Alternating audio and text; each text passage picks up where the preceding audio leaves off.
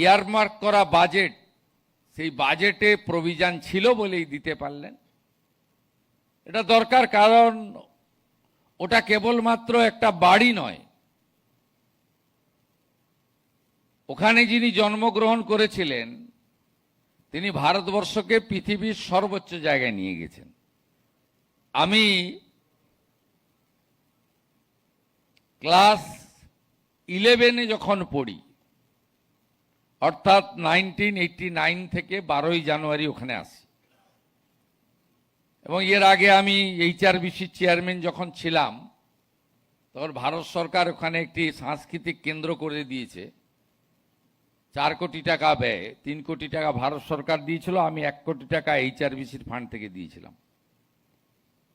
অর্থাৎ এই ধরনের ভালো কাজ আপনারা করতে পারছেন, আপনারা প্রফিট মেকিং কনসার্ন বলে। আমি আপনাদের বলবো, যেখানে যেখানে সাবস্টেশন করা দরকার, পেন্ডিং রয়েছে, দ্রুততার সঙ্গে পরিকল্পনা করুন। যা আছে তাকে তো রক্ষণাবেক্ষণ করতে হবে, নতুন সাবস্টেশন বাড়াতে হবে। এর ফলে এমনি এই রাজ্যের শিল্পে অনেক দিন ধরেই খরা চলছে, বিদ্যুৎ উদ্বৃত্ত। এই উদ্বৃত্ত বিদ্যুৎ থাকা সত্ত্বেও সাবস্টেশনগুলি ঠিকঠাক মতো জমি কেনা যায়নি, জমি পাওয়া যায়নি, সরকারের অন্য দপ্তরের সঙ্গে সমন্বয় সাধন করা যায়নি। এর ফলে লো ভোল্টেজের সমস্যা, কোথাও কোথাও 4 ঘন্টা 6 ঘন্টা রাজ্যে বিদ্যুতের কোনো ঘাটতি না থাকা সত্ত্বেও লোডশেডিং নামক বাম জমানার পুরনো একটি শব্দ এখনো কোথাও কোথাও উচ্চারিত হচ্ছে। এটা সরকারের পক্ষে ভালো নয়। সরকার কে চালাচ্ছে, কারা চালাচ্ছেন বড় কথা নয়, বিদ্যুৎ দপ্তর কেমন চলছে এটাই বড় কথা, এবং তার দায়িত্ব আপনাদের। চেয়ারটা তো একই, ব্যক্তির পরিবর্তন হয়, রঙের পরিবর্তন হয়, বিচারধারার পরিবর্তন হয়, ভারতবর্ষের সুমহান গণতান্ত্রিক ব্যবস্থা এটা আছে। কিন্তু এই দপ্তরকে নিজের পরিবারের মতো আপনারা ভালোবাসেন, তাই সাবস্টেশনগুলো তৈরি করা দরকার। এবং নিচের তলায় যেখানে যেখানে আমাদের সেই PDCL এর হোক বা ডিস্ট্রিবিউশন সেন্টার হোক, অনেক রিমোট জায়গায় আছে, সেখানে যে কর্মচারীরা, ইঞ্জিনিয়াররা তারা থাকেন, তাদের আবাসের প্রতিও যত্ন দপ্তরকে নেওয়া উচিত। তারা কিভাবে আসছেন, কিভাবে থাকছেন ঝড় ঝড়ের মধ্যে, তাদের বিষয়গুলোকে দপ্তরকে দেখা উচিত। এইভাবে একেবারে মাইক্রো লেভেলে কোথায় কোথায় কি করা দরকার, এই বিষয়ে আমাদের উদ্যোগ গ্রহণ করা উচিত বলে আমার মনে হয়েছে। এর সাথে সাথে ভারতবর্ষে সবচেয়ে কম মনে হয় সিটিতে যেখানে আন্ডারগ্রাউন্ড কেবল আছে, এটা পশ্চিমবঙ্গে। আমরা এটা নজর দিইনি। এটা শুধু বিদ্যুৎ দপ্তরের কাজ নয়, ভারত সরকারের আরবান ডেভেলপমেন্ট মিনিস্ট্রির সঙ্গেও করা যেতে পারে। একটা বিরাট অঙ্কের টাকা পড়ে রয়েছে, পুরো টাকা ওরা দেয় না, কিছু টাকা সফট লোন নিতে হয়, আর ভারত সরকার কিছু টাকা দেয়। তা আমাদের পর্যটন কেন্দ্রগুলো এবং বড় সিটি কর্পোরেশনগুলো, সেই সব জায়গায় আন্ডারগ্রাউন্ড কেবলের কাজ আরো কত বেশি করে করা যায় সে পরিকল্পনারও দপ্তরের নেওয়া উচিত। এবং সবসময় পরিকল্পনা 5 বছরের নেওয়ার কোনো দরকার নেই। এই অর্থবর্ষে আমি কতগুলো কাজ নিতে পারবো, কতগুলো কাজ করতে পারবো, এক্ষেত্রেও আমাদের যে পুরনো তৈরি কাজকে আপগ্রেড করব, তার প্রয়োজনীয় অনেক দিন, বছরের পর বছর হয়ে গেছে, তাকে সুন্দর করে রিনোভেশন করব, রিপেয়ারিং করব, এটা প্রথম। দ্বিতীয় হচ্ছে উন্নয়ন একটা কন্টিনিউয়াস প্রসেস। 11 সালে যারা ছেড়ে দিয়ে গেলেন তারাও কিছু কাজ করতে করতে ছেড়ে দিয়ে গেছেন। এই 15 বছর যারা ছিলেন তারাও হয়তো কিছু কাজ করতে করতে হাফ ডান করে ছেড়ে দিয়ে চলে গেছেন। তাদের নীতিতে ভাতা দেওয়াটা প্রায়োরিটি ছিল। তাই এই ধরনের অনেক দপ্তরই ওভারলুক হয়েছে। PWD, irrigation, power, horticulture, food processing, forest, fisheries, অসংখ্য দপ্তর ওভারলুক হয়েছে। তার ফলে ওই হাফ ডান হয়ে যে কাজগুলো আছে সেগুলোকে সম্পূর্ণ করা আমার সেকেন্ড প্রায়োরিটি। থার্ড প্রায়োরিটি, আমি ডিসেম্বরের মধ্যে কোন কাজগুলো করব তার ডিপিআর বানানো, আরএফপি তৈরি করা, টেন্ডারে একদম ট্রান্সপারেন্ট টেন্ডারে চলে যাওয়া, টেকনিক্যাল বিট কোয়ালিফাই করলে ফিনান্সিয়াল বিট খোলা।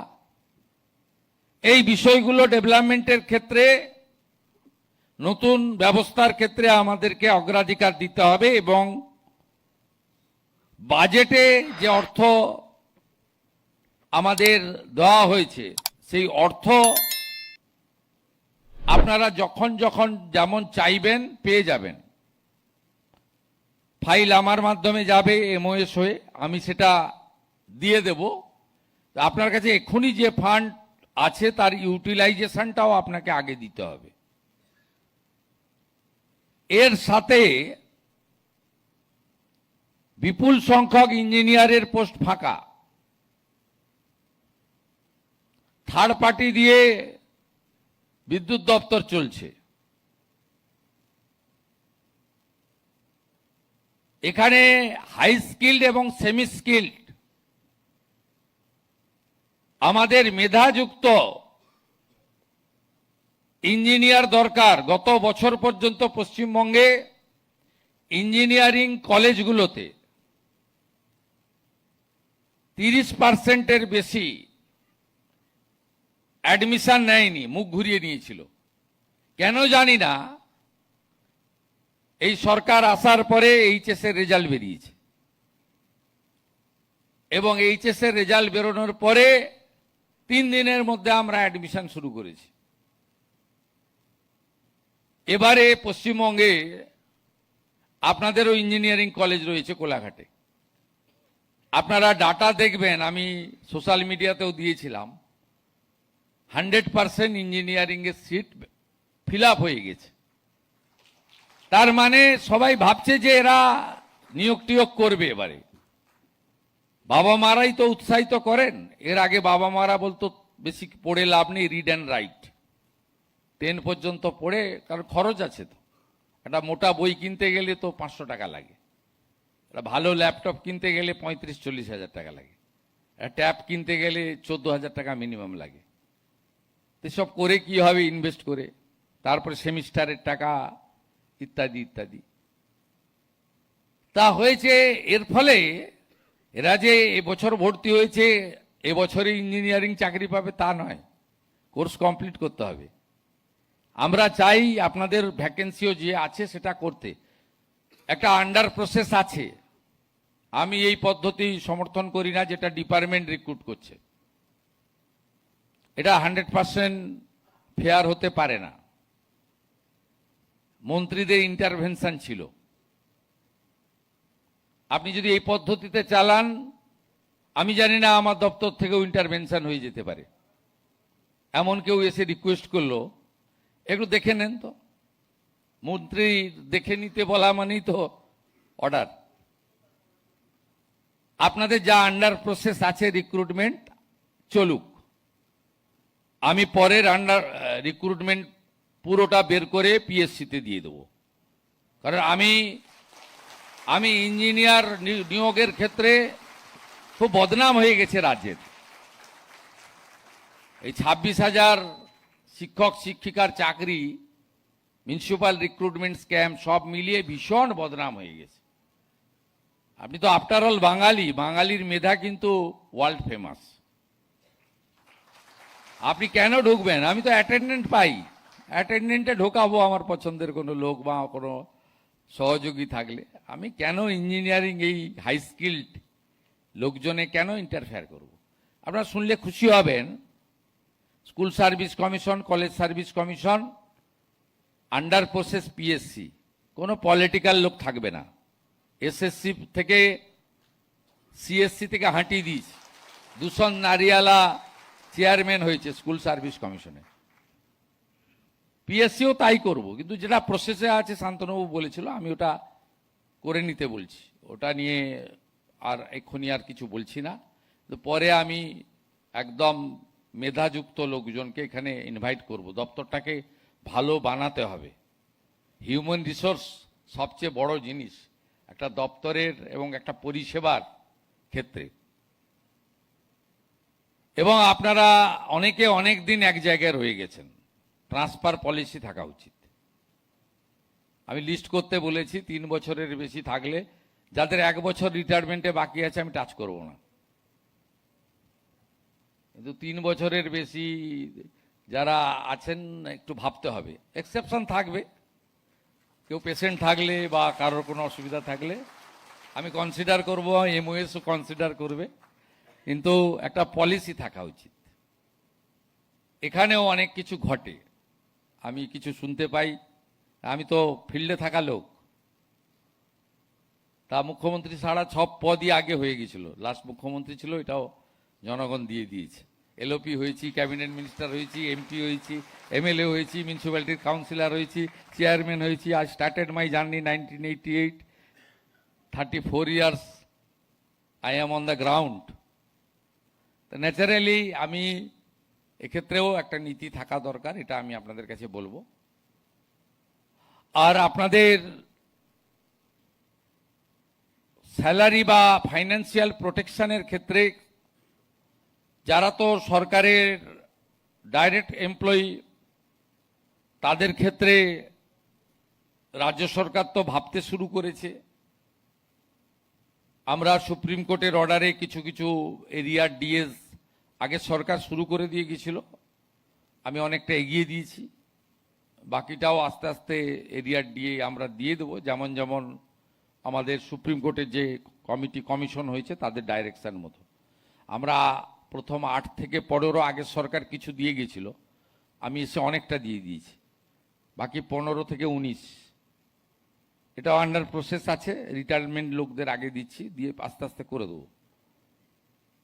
20% ডিএ, আমরা 42% গ্যাপ আছে বাজেটে, 20% ডিক্লেয়ার হয়েছে। এবং ওটা অক্টোবর মাস যেহেতু পুজোর মাস, আপনারা অ্যাডভান্স বেতন পাবেন, তার সঙ্গে আমরা মার্চ করে দিয়ে দেবো। 20% ডিএ বেড়ে যাবে অক্টোবর থেকে। এসেই গেল knocking the door. Pay commission 7th বানিয়ে দিয়েছি, ওই টার্মস অ্যান্ড রেফারেন্স তৈরি হয়ে গেছে, তার ডিসকাশন চলবে। মাস 6 তো মিনিমাম লাগে। যখনই দিয়ে দেবে আমি চেষ্টা করব এই ফাইন্যান্সিয়াল ইয়ারের শেষের দিকে হলেও 7th পে কমিশন। এর আগেও যে 6th পে কমিশন হয়েছে সেটা আমি তখন উদ্যোগ নিয়ে করেছিলাম।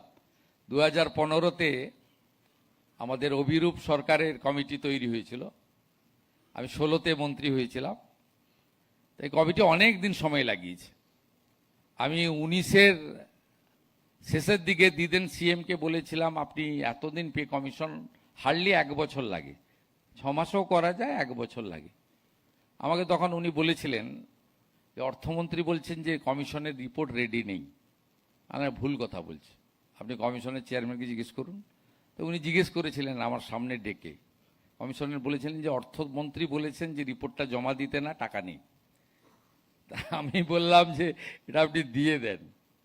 তা সেই মতো 2020 জানুয়ারিতে 6th পে কমিশন আপনারা পেয়েছিলেন, কিন্তু তাতে ডিএ আপনার তুলে দেওয়া হয়েছিল।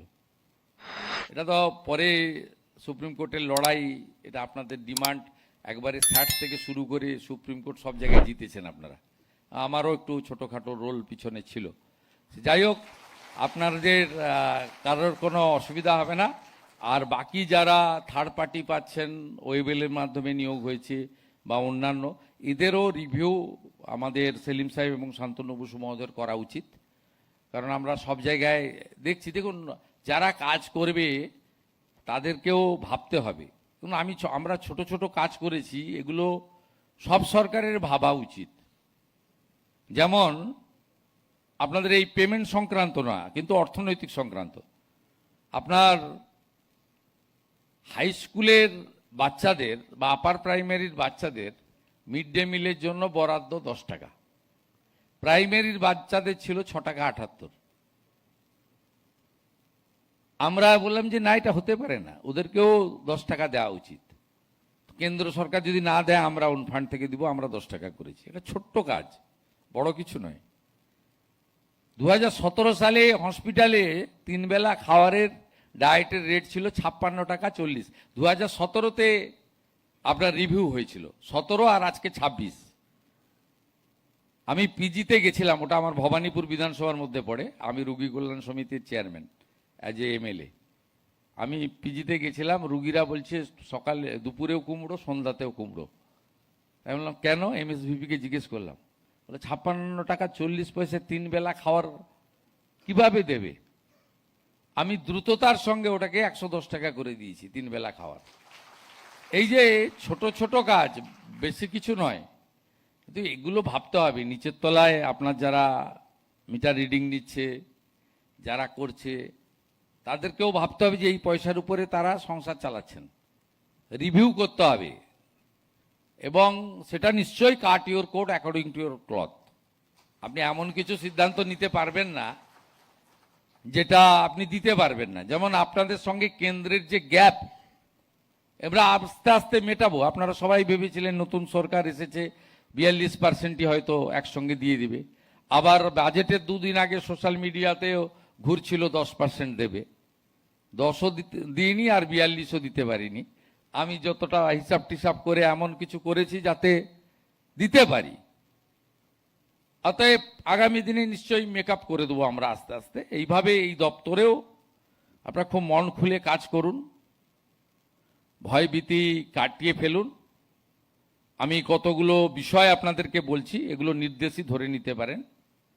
একটা হচ্ছে hooking zero, no political intervention.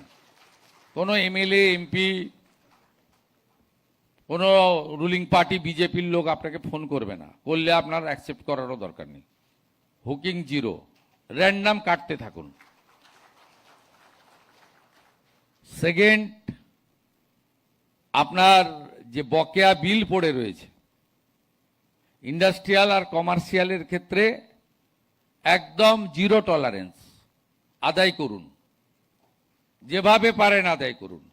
সবচেয়ে বেশি ফাঁকি দিচ্ছে নেতাদের প্রতিষ্ঠানরা। আমি দায়িত্ব নেওয়ার পরে 2 জায়গায় লাইন কেটেছেন, তারপরে কিছু টাকা আদায় হয়েছে। পূর্ব মেদিনীপুরের একটি কাজু নাট ফ্যাক্টরি, আর মালদাতে একজনের প্রাইভেট এডুকেশনাল ইনস্টিটিউশন।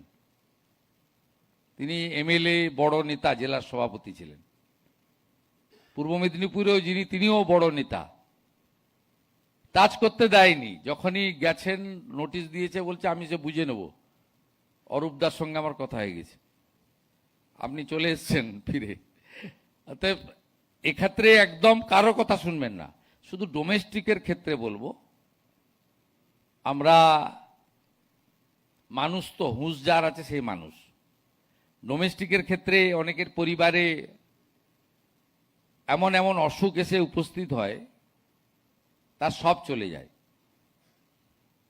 স্বাভাবিকভাবে ডোমেস্টিকের ক্ষেত্রে নোটিশ দিয়ে, বলে, জানিয়ে, দেখবেন তার পাস্ট পারফরমেন্স ভালো, সব সময় দেয়নি তা নয়।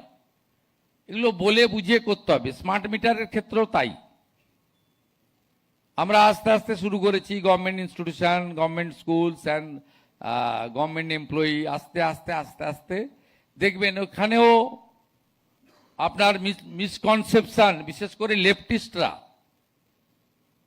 তারা এগুলো এটা নিয়ে বেশি করে, কিন্তু আজকে ত্রিপুরাতেও করেছিল। এখন ত্রিপুরাতে সব জায়গায় স্মার্ট মিটার হয়ে গেছে, কোনো নেগেটিভ কিছু নেই।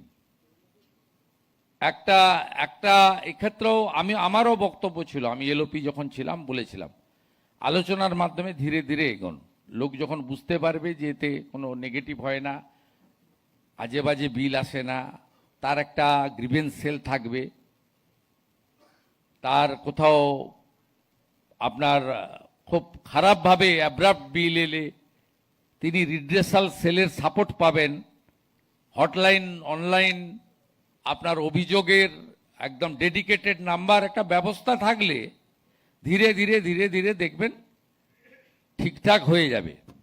তাই হুকিং, কমার্শিয়াল ইন্ডাস্ট্রিয়ালের ক্ষেত্রে পেন্ডিং বিল আদায় এবং ধীরে ধীরে স্মার্ট মিটারের ক্ষেত্রে করা। আর বিকল্প শক্তি যেহেতু কোরিলেটেড, কারণ আপনার এক্সেস যে পাওয়ারটা তৈরি হবে সৌর বিদ্যুতে, সেটা আপনার গ্রিডে যদি আমরা না দিতে পারি, থ্রো করতে না পারি, তাহলে তো সেই প্রজেক্ট ফেল করবে। যদিও এটা টেকনিক্যাল সাবজেক্ট, কিন্তু প্র্যাকটিক্যালি এটা আমার মনে হয়েছে। এই জন্য আপনাদের সঙ্গে, আপনাদের WBSEDCL বা ইত্যাদি আপনাদের সঙ্গে এই নন কনভেনশনাল এনার্জি এটাও কোরিলেটেড। সবচেয়ে বেটার কাজ মহারাষ্ট্র করেছে, 26 লক্ষ প্রধানমন্ত্রী সূর্যঘর, সবচেয়ে ভালো। আগে সরকার নেয়নি, কেন নেয়নি আমি জানি না। আমরা নিয়েছি, আমাদের 1 লাখ মাত্র কোটা দেওয়া হয়েছে। আমার বিশ্বাস আমরা অনেক বেশি করতে পারবো। একটা প্রবলেম আছে, সাবসিডি কিছু আপনার গ্রাহককে লাগাতে হচ্ছে টাকা, সেক্ষেত্রে SC STদের ক্ষেত্রে আমরা অ্যাডিশনাল 15,000 টাকা 100 ইউনিটে 5,000 করে টাকা দেওয়ার সুযোগ রেখেছি।